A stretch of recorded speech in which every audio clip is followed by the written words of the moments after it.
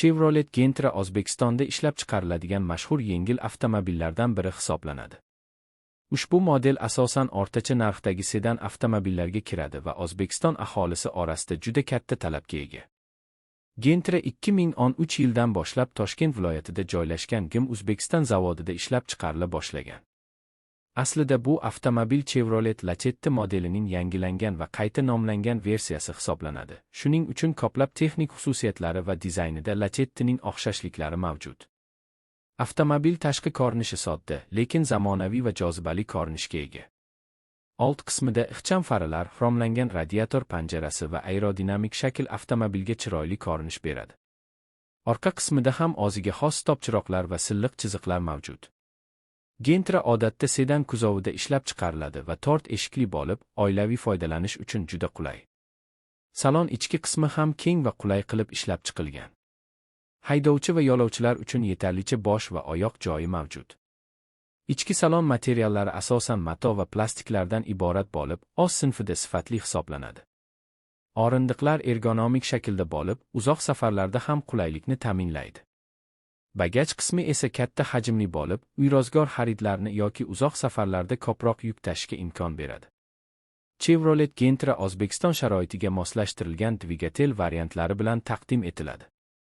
Asosan 1.5 litrli benzin dvigateli qo'llanilgan bo'lib, 107 ot kuchiga ega.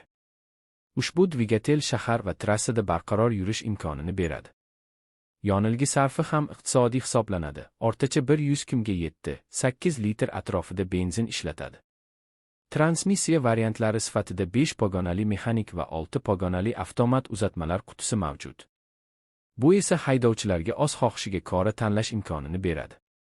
Avtomobilning yurish qismi O'zbekiston yo'llariga moslashtirilgan bo'lib, osma tizimi Notex yo'llarda ham yumshoq yurishni ta'minlaydi. Xavfsizlik masalasida ham Gentra o'z sinfida yetarlicha darajaga ega.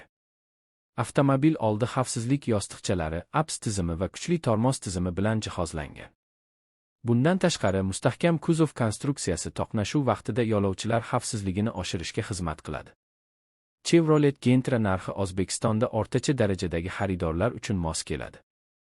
U boshqa xorijiy brendlarning shunga o'xshash modellari bilan solishtirganda arzonroq va ehtiyot qismlari ham keng tarqalganligi sababli texnik xizmat ko'rsatish qulay. Shu sababli ko'plab oilalar va xizmat ko'rsatish tashkilotlari Gentra avtomobilidan foydalanishni afzal ko'rishadi. Avtomobilning mashhurligi yana shundaki, u taksi xizmati uchun ham eng ko'p tanlanadigan modellar qatoriga kiradi. Chunki uning saloni keng, bagaj joyi katta va yonilgi sarfi ham iqtisodiy. O'zbekistonda avtomobil bozorida Gentra uzoq yillar davomida yetakchi o'rinni egallab kelmoqda. Bu avtomobil o'zining ishonchliligi, arzon narxi, ta'mirlash qulayligi va